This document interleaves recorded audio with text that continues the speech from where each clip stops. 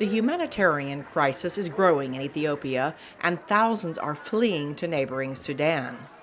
The U.S. is pushing for humanitarian access to millions in desperate need of food and medical supplies due to the fighting in Ethiopia's northern Tigray and other regions that has been raging since last November.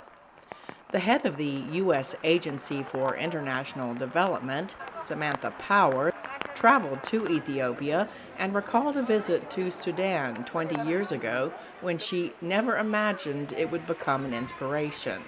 But thanks to a youth-driven and largely peaceful revolution, one led primarily by Sudan's women, the country is now experiencing a fragile yet hopeful transition to a civilian-led democracy. In Ethiopia, a long-standing partner of the United States, the case is starkly different. A country that has been home to some of the most impressive development gains and economic growth anywhere on the continent, and a regional anchor of stability and security, now finds itself mired in conflict. The government's brutal campaign against the people of Tigray has put the country's people at risk of a prolonged civil war, and the people of Tigray at grave risk of imminent famine. United Nations humanitarian chief Martin Griffiths said blanket accusations against humanitarian relief agencies, such as the ones made by an Ethiopian official, are dangerous. Adote Akwai of Amnesty International told VOA he agrees. The rhetoric attacking the principle of humanitarian assistance really shakes and threatens the whole network of laws and conventions and obligations that were created to really try to prevent the worst from being done to people.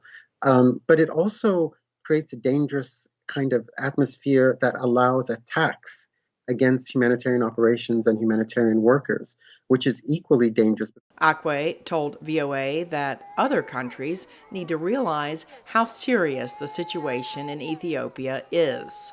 I think the Biden administration has been fairly clear and unambiguous in its leadership and what it's tried to do and call for in Ethiopia.